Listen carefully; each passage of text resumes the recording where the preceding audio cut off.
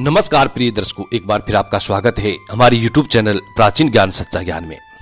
प्रिय दर्शकों, मोर मोरने की कहानी का दूसरा भाग लेके हम हाजिर हुए हैं। पिछले वीडियो में कई लोगों ने कमेंट किया है कि मोर मोरने की कहानी अधूरी है। जी हां, बिल्कुल अधूरी थी।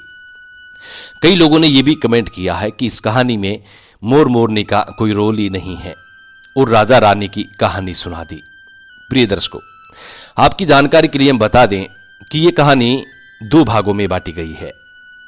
फर्स्ट भाग में अधूरी कहानी थी, दूसरा भाग आज हम प्रस्तुत कर रहे हैं। इस वीडियो को पूरा देखें, इसमें आपको संपूर्ण जानकारी हासिल होगी और यह कहानी बहुत ही ज्ञानवर्धक है। प्रिय दर्शकों, पिछले वीडियो में आपने देखा है कि राजा फत्तरका बन जाता है, चींटी वाली बात को वो रानी से कहता है और राजा फत्तरका बन जाता है। अब कहानी आगे स्टार्ट होती है यहां से। इससे पहले जो लोग हमसे नए जुड़े हैं वो हमारे चैनल को सब्सक्राइब करें, अच्छे कमेंट करें और बेल आइकन ऑन करना ना भूलें, ताकि हर आने वाले वीडियो का नोटिफिकेशन सबसे पहले आपको मिले और आप उसका फायदा उठा सके। प्रिय दर्शकों, राजा फत्तरका बन जाता है। उधर रानी सर पकड़ के रोती है, छाती पीटती है और सर पकड़ के रोती है, विलाप करती है, हर किसी जीव जंतु से सहायता की गुहार करती है, हर किसी से सहायता की गुहार करती है। इस सब कहानी को मोर और मोरनी बखूबी देख रहे थे, अपनी खुली आंखों से देख रहे थे। जब रानी का विलाप देख करके और मोर मोरनी को दया आ जाती है, मोर मोरनी से कहता है कि प्रिय, ये होती है त्रियाहट। आपने भी इसी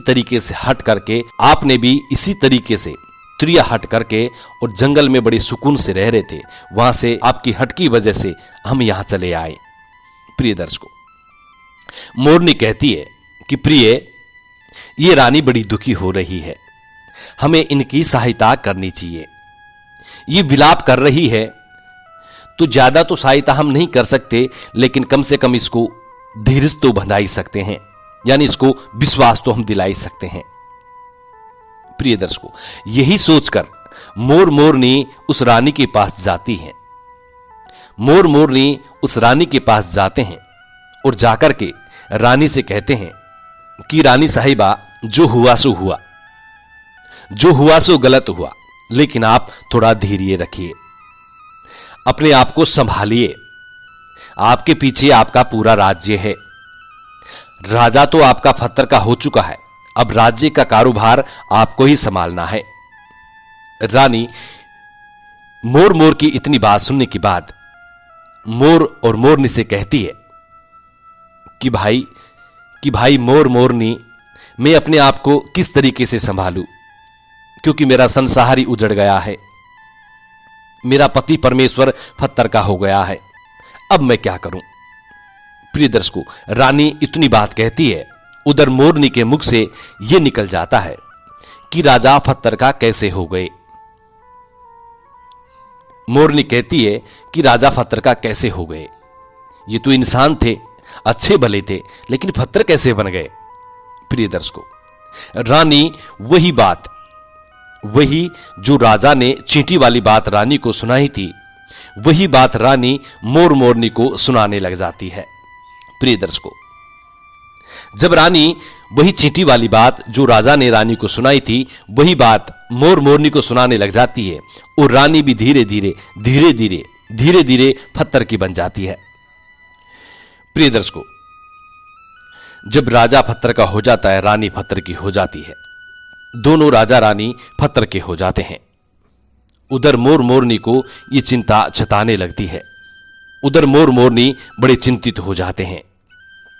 मोर मोरनी को यह चिंता सताने लगती है कि यह संकट हम पर भी आ सकता है, क्योंकि राजा भी उस चींटी वाली बात से फत्तर का हो चुका है और रानी भी उसी चींटी वाली बात से फत्तर की हो चुकी है।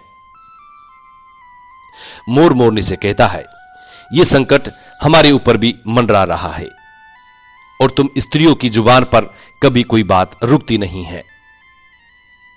मोरनी कहती है कि पियाजी, यहां से दूर चले क्या। मोरनी से कहता है कि दूर चलने से क्या फायदा है, कि बेवकूफ दूर चलने से क्या फायदा है। ये संकट तो धरती के किसी भी कोने में हमारा पीछा नहीं छोड़ेगा और ये हमेशा हमारे ऊपर मंडराते रहेगा। यदि जाने अनजाने में हमारे मुख से ये बात निकल गई तो हम भी पत्थर के हो जाएंगे। इसी बात को लेकर मोर मोरनी बड़े दुखी हो जाते हैं, बड़े चिंतित हो जाते हैं। रात दिन उनको ये दुख खाया जाता है। इस दुख को लेकर के नहीं भोजन ग्रहण करते, नहीं सुख से सो पाते हैं। बस रात दिन उनको यही टेंशन रहती, यही दुख सताता रहता कि कभी हमारे मुख से ये बात निकल ना जाए। यदि निकल गई तो दोनों पति पत्नी पत्थर के बन जाएंगे। प्रिय दर्शकों, इसी बात को लेकर के मोर ने एक विचार लगाया, यदि मैं सारी चींटियों को नष्ट कर दूं, यदि मैं सारी चींटियों को नष्ट कर दूं तो ये सब खत्म हो सकता है, क्योंकि ये सब किया धरा चींटी का है। मोर मोरनी से कहता है कि प्रिय, यदि हम सृष्टि से सभी चींटियों को समाप्त कर दें तो ये संकट समाप्त हो जाएगा। मोर मोरनी तैयार हो जाते हैं और चींटियों को मार मार के खाना शुरू कर देते हैं। ढूंढ ढूंढ करके चींटियों को मारना शुरू कर देते हैं। सभी चींटी डर के मारे मोर मोरनी का इतना आतंक हो गया था कि सभी चींटी डर के मारे धरतियों में बिल बनाने लग गई, धरती के अंदर बिल खोदने लग गई और बिल खोद के धरती के अंदर जाके बैठ गई। प्रिय दर्शकों, मोर मोरनी ऐसी निगरानी रखते कि जहां भी चींटी नजर आए तुरंत दबोच ले और तुरंत खा जाए। प्रिय दर्शकों, कोई भी चींटी मोर मोरनी के इस डर से बाहर नहीं आती। सभी चींटियों ने जमीन के अंदर अपना घर बनाना शुरू कर दिया। जमीन के अंदर बिल बनाती और बिल के अंदर जाके बैठ जाती। काफी समय निकलने के बाद चींटियों को भारी भूख सताने लगी। अब चींटियों को बिल के अंदर भोजन कहां से मिले, क्योंकि बिल में कोई भोजन नहीं होता। भोजन जो मिलता है बाहर मिलता है। अब चींटियां भोजन लेने के लिए बाहर आती। जैसे चींटी भोजन लेने के लिए जमीन के ऊपर आती, मोर उसे तुरंत दबोच लेता, उसको जान से मार देता। प्रिय दर्शकों, एक चींटी और एक चींटा बिल के अंदर भूख से तड़पते हुए श्री हरि विष्णु की भक्ति करने लगे। श्री हरि विष्णु की जोरदार भक्ति करने लगे। भक्ति करते करते उनको यह मालूम नहीं था कि वो कहां है कहां नहीं है। घनघोर तपस्या में लीन हो गए। अंत में जाकर के श्री हरि विष्णु उनको दर्शन देते हैं और कहते हैं, चींटी चींटा जो मांगना हो सो मांग लीजिए, हम तुम्हारी भक्ति से प्रसन्न हैं। क्योंकि उन्होंने निराधार भक्ति की थी, नहीं कोई जल ग्रहण किया, नहीं कोई अन्न। इसलिए श्री हरि विष्णु बहुत जल्दी प्रसन्न हो गए और आके कहने लगे कि चींटा चींटी जो मांगना हो सो मांग लीजिए, हम तुम्हारी भक्ति से प्रसन्न हैं। उधर चींटा और चींटी दोनों न जाने कितने समय से भूखे प्यासे थे। दोनों के मुख से एक ही बात निकलती है कि प्रभु, यदि आप हमें वर देना चाहते हैं तो हमारे पेट में गांठ लगा दीजिए। प्रिय दर्शकों, उन्होंने सोचा कि यदि हमारे पेट ही नहीं होगा तो हम बाहर क्यों जाएंगे और मोर हमें नहीं खा पाएगा। इसीलिए उन्होंने मांगा कि प्रभु हमारे पेट में गांठ लगा दीजिए। भगवान श्री हरि कहते हैं कि तथास्तु। चींटियों के पेट में गांठ लग जाती है। आज भी चींटी के पेट में वो गांठ बनी हुई है, चींटी के पेट नहीं होता। प्रिय दर्शकों, फिर चींटा और चींटी श्री हरि विष्णु से कहते हैं कि प्रभु हमारे पेट में तो गांठ लग गई है, हम सभी चींटी प्रजाति में गांठ लग गई है, लेकिन अभी भी हमें मोर मोरनी से खतरा है। मोर मोरनी हमारे इंतजार में ऊपर जमीन पे बैठे हुए हैं और वो हमें जैसे ही देखेंगे वैसे ही मार देंगे, हमें खत्म कर देंगे। प्रिय दर्शकों, श्री हरि विष्णु और चींटी एक साथ मोर के समक्ष आते हैं। श्री हरि विष्णु मोर से कहता है कि मोर, तुम चींटियों का शिकार करना बंद करो। इसमें चींटियों का कोई दोष नहीं है। जो दोषी है वो राजा था, क्योंकि राजा ने ग्राव शास्त्र की पढ़ाई की थी और क्राव शास्त्र के माध्यम से वो सभी जीव जंतुओं की भाषा को समझने में सक्षम था। उसके साथ जिन भाषाओं को समझता था उनका रूप बदलने में भी वो सक्षम था। उन पशु पक्षियों का वो रूप भी धारण किया करता था, और जब वो रूप धारण किया करता था तो उन पशु पक्षियों के साथ वो संभोग बनाया करता था। और जब वो पशु पक्षी गर्भ धारण करते थे तो उनको छोड़ करके ये वापस इंसान बन जाता था, और फिर उन पशु पक्षियों पे जोरदार हंसता था। ऐसी मूर्खता के कारण ही आज ही राजा पत्थर का बना पड़ा है। मोर कहता है कि प्रभु, उनकी पत्नी का, उनकी रानी का क्या दोष है? श्री हरि विष्णु कहते हैं कि उनकी रानी भी इस पाप में भागीदारी है। यदि उनकी रानी उनको रोकती तो ये ज्यादा पाप नहीं कर पाता, इसलिए उनकी रानी भी इसी पाप में भागीदारी है, इसलिए वो भी पत्थर की बन चुकी है। श्री हरि के दर्शन पाने के बाद और श्री हरि के समझाने के बाद मोर कहता है कि प्रभु, यदि हम इस बात को किसी अन्य लोग से कहें जो रानी ने हमें सुनाई है, इस बात को यदि हम किसी अन्य से कहें तो क्या हम भी पत्थर का हो जाएंगे? श्री हरि विष्णु कहते हैं कि तुम्हारा यह श्राप समाप्त हो चुका है। अब इस बात को किसी से कहने पर कोई फर्क नहीं पड़ेगा, आप किसी से भी कह सकते हैं, तुम्हारे ऊपर से यह खतरा टल चुका है। प्रिय दर्शकों, मोरनी बड़े प्रसन्न हो जाते हैं। उनकी खुशी का कोई ठिकाना नहीं था। श्री हरि विष्णु अंतर्ध्यान हो जाते हैं, चले जाते हैं। उधर मोरनी का खुशी का कोई ठिकाना नहीं था। इंसान को या किसी भी जीव जंतु को खुशी होती है तो नाचने लगता है, झूमने लगता है, जश्न बनाने लगता है। यही हाल मोर के साथ हुआ। जब मोर को इस बात की खुशी हुई कि उनके ऊपर से खतरा टल चुका है तो मोर नाचने लगा, जोरदार नाचने लगा। उसकी खुशी का कोई ठिकाना नहीं था तो मोर जोरदार झूम झूम के नाचने लगा। जैसे ही मोर की नजर उनके पैरों पे पड़ती है तो वो अपने पैरों को देखता है कि फटे बदसूरत पैर मोर के बने हुए थे। मोर अपने पैरों को देख करके रोने लगता है, सोचने लगता है कि पहले मेरे पैर इतने सुंदर थे, लेकिन आज मेरे पैर इतने फटे और इतने गंदे कैसे हैं? मेरा पूरा बदन सुंदर है, लेकिन मेरे पैर इतने गंदे फटे फटे कैसे हैं? प्रिय दर्शकों, मोर के ये पैर होने की वजह है चींटी खाना, क्योंकि मोर ने चींटियां खाई थी। चींटियों को मार मार के शिकार करके, बहुत सारी चींटियों का शिकार करके और मोर ने खाया था, मोरनी ने भी खाया था, इसलिए उनके पांव फट गए। आज भी यदि कोई इंसान चींटी खाता है तो उसके बदन में छोटे छोटे फफूले हो जाते हैं, छोटे छोटे दाने बन जाते हैं। यदि आप ज्यादा मात्रा में चींटियां खाओगे तो आपका बदन फटने लगेगा। सांप कैंचली क्यों उतारता है? सांप चींटियां खाता है, इसलिए सांप के बदन की जो चमड़ी होती है वो निकल जाती है, फट करके निकल जाती है, अलग हो जाती है। इसी तरीके से मोर के पैर फट चुके थे, बदसूरत हो गए थे।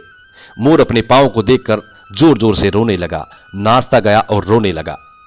मोरनी मोर को धीरज बंधाती है और कहती है कि जो हुआ सो हुआ, रोने से कोई फायदा नहीं है। मोरनी मोर के आंसुओं को, जब मोर रोता और नाचता तो उसकी आंखों से जोरदार आंसू की धारा बहती, आंसू टपकते। उधर मोरनी मोर के आंसुओं को चुन चुन करके मुख में उठाती, क्योंकि मोरनी मोर को धीरज बंधाती। मोर के आंसुओं को नीचे पड़ने से रोकने की कोशिश करती, लेकिन रोक नहीं पाती। प्रिय दर्शकों, मोरनी के हाथ तो है नहीं, अपनी चोंच से एक एक आंसू को उठाती और अपने मुख में रखने की कोशिश करती, लेकिन कितना अपने मुख में रखेगी, सीधे उसके पेट में चले जाते। जैसे मोर नाचता, आंखों से आंसू गिरते, पांवों को देखता, आंखों से आंसू गिरते, मोरनी तुरंत उस आंसू को जाके उठाती, अपनी चोंच में रखती, दूसरा उठाती तो पहले वाला पेट में चले जाता। इस तरीके से मोरनी हर बार मोर के आंसू को उठाती और मोर नाचता, रोता। प्रिय दर्शकों, उन आंसुओं की वजह से और मोरनी का इस प्यार को देखकर श्री हरि विष्णु फिर दर्शन देते हैं और कहते हैं, आशीर्वाद देते हैं कि तुम्हारा ये प्रेम सदैव ऐसे ही बना रहे। सदैव के लिए तुम्हारा ये प्रेम ऐसे ही बना रहे। प्रिय दर्शकों, इस आशीर्वाद की वजह से अब इसको आशीर्वाद समझिए या श्राप, इसकी वजह से मोर कभी संभोग नहीं करता, क्योंकि मोर जब नाचता है, अपने पांवों को देखता है, रोता है, उस वक्त उसकी आंखों से आंसू गिरते हैं और उन आंसुओं को मोरनी चुगती है, उठाती है और उसी से वो गर्भवती हो जाती है। भगवान श्री हरि मोर को एक वरदान देते हैं कि तुम्हारी भक्ति धन्य है, कि तुम धन्य हो। एक समय ऐसा आएगा कि तुम्हारे मोर पंख को मैं अपना मुकुट बना के धारण करूंगा। प्रिय दर्शकों, जब श्री कृष्ण का रूप में भगवान श्री नारायण जन्म लेते हैं, इस सृष्टि में आते हैं, तो मोर मुकुट धारण करते हैं। प्रिय दर्शकों, ये कहानी यहीं समाप्त होती है। हम उम्मीद करते हैं कि संपूर्ण कहानी मोर मोरनी की ये संपूर्ण कहानी आपको समझ में आ गई होगी और आप इससे ढेरों सारी प्रेरणाएं भी लेंगे। प्रिय दर्शकों, जो राजा रानी ने किया, ये उनके दुष्टता के कारण वो पत्थर के बने। कभी भी दुष्टता इंसान को नहीं करनी चाहिए। आपके पास कोई भी शक्ति है, कोई भी ताकत है, पैसा है, दौलत है, जो भी है, उसका यदि आप गलत उपयोग करेंगे तो जीवन में आपको पछताना पड़ेगा। एक दिन आपका पतन होना बिल्कुल तय है, क्योंकि यदि आप उन शक्तियों का गलत उपयोग करेंगे तो आपका पतन निश्चय ही हो जाएगा। इसीलिए अपनी ताकत का कभी गलत इस्तेमाल ना करें। यदि आप कुछ उच्च पद पे सर्विस करते हैं या उच्च पद पे विराजमान हैं, तो अपनी ताकत का गलत उपयोग ना करें। हो सके तो प्रजा की भलाई के लिए कार्य करें, गरीबों की भलाई के लिए काम करें, जीव जंतुओं की भलाई के लिए ही काम करें। यदि आप सुख समृद्धि यश वैभव की प्राप्ति चाहते हैं, रावण जैसे अहंकारी का अहंकार नहीं चला, वो भी मृत्यु को प्राप्त हो गए, तो हम तो छोटे मोटे नॉर्मल इंसान हैं, हमारी क्या औकात है। इसलिए प्रिय दर्शकों, इस कहानी का सार यह होता है कि मालिक की भक्ति कीजिए, कभी भी अपनी शक्ति का दुरुपयोग ना करें। हम उम्मीद करते हैं कि ये कहानी आपको जरूर पसंद आई होगी और इस कहानी से आप ढेरों सारी प्रेरणाएं भी लेंगे। प्रिय दर्शकों, आज के लिए इतना काफी। जी नमस्कार, धन्यवाद। मिलते हैं नेक्स्ट वीडियो में, तब तक के लिए राम राम।